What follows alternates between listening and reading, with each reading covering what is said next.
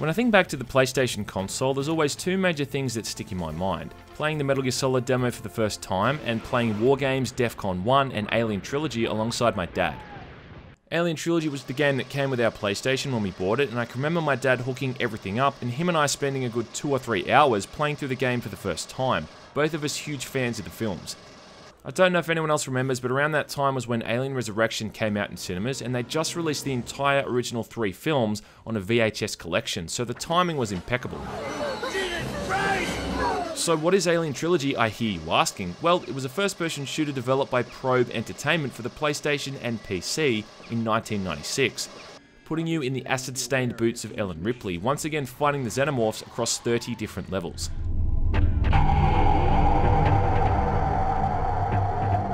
I guess the trilogy in the title comes from the concept that the game is kinda taking elements from all of the 3 original films, but just how this all comes together is a little bit confusing. I'll do my best to explain. So, the first chapter in the game takes place on LV-426, so I guess that's aliens. Then the second chapter is set in a detention center with locations that look a lot like the prison setting from Alien 3. And then the last chapter is inside the bone ship Ripley and the other crew members of the Nostromo discovered in the original Alien film. All those 3 settings combined, I guess, make the trilogy. But then Ripley has her head shaved like she did in the 3rd film, but she's wearing some kind of body armor suit that she never wore in any of the Alien films, and now she's some kind of soldier or something. In the game, the goal for each mission is that you're going into an area to complete a bunch of objectives so that the Marines can come in after you. But shouldn't that work the other way around? Like, shouldn't the Marines go in first to clean things up, then Ripley goes in?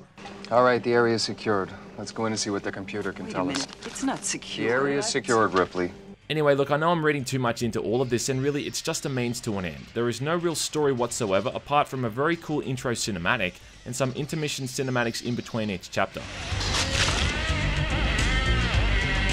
Even with the basic graphics engine, which is a nice combination of detailed sprites and 3D environments, each chapter does a great job of recreating the locations and settings from the films. The soundtrack was composed by Stephen Root, and it takes a few motifs from the film scores alongside doing its own thing, and it easily stands out as one of the better soundtracks in an FPS game from that period. When you're killed, you also get these really neat movies that show a death scene unique to the enemy that landed the killing blow.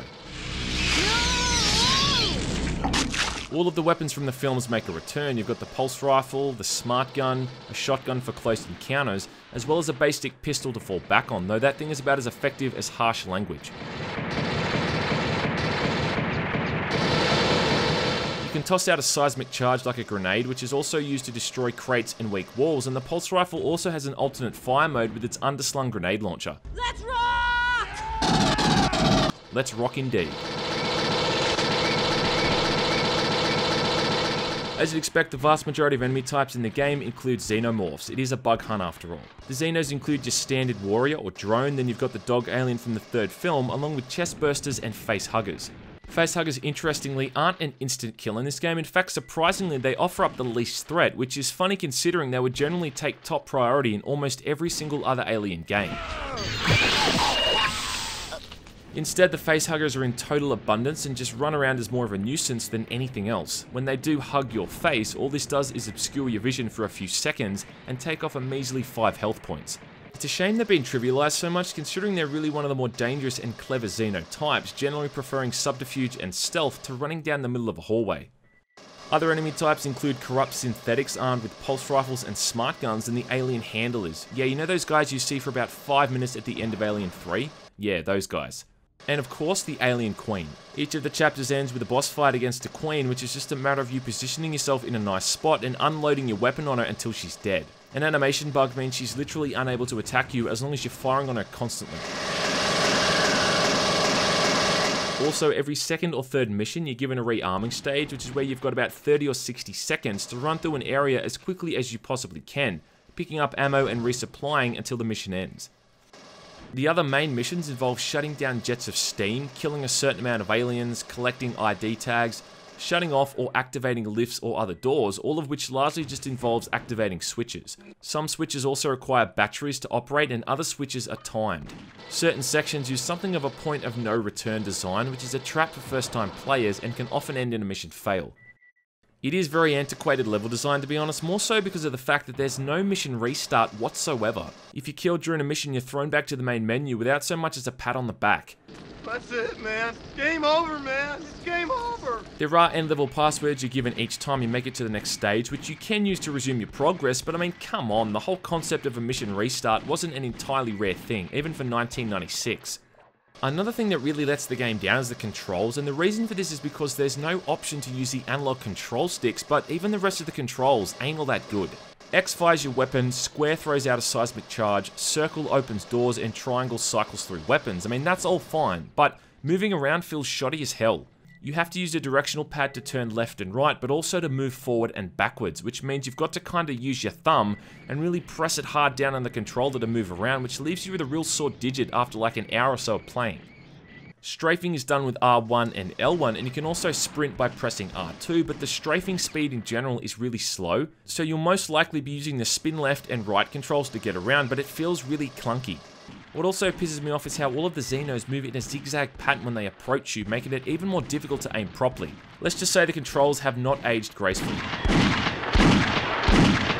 By about 5 or 6 levels in, I started to get the hang of it, but it's still far from being seamless or smooth, and it's one of the more rigid shooting games of its era, which is a damn shame. I also found that Alien Trilogy has some really unbalanced difficulty modes. I really like playing my games on the hardest difficulty modes, but in Alien Trilogy there is just not enough ammo put in the levels to accommodate for this, at least during the earlier stages. Difficulty modes affects the enemy count and also the health points they have, meaning you just don't have enough bullets for the amount of enemies present. The default difficulty is also very tricky in this regard as well, but then on the flip side, the easiest difficulty mode is downright trivial with no challenge whatsoever. It's a bummer that these aren't balanced out all that well, and you're gonna have to choose between making the game brutally tough and strict on resources, or easy to the point where you're always equipped with full health and armor with maxed out pulse rifle rounds and a fully loaded smart gun to swap to when you get bored. If we get down to the nitty gritty here, I should say that I don't think Alien Trilogy is a masterpiece, and in a lot of ways it's aged horribly. But I do think that it's still a pretty fun game made by people who are clearly in love with the original films, and there's something so genuine and enjoyable about the whole thing.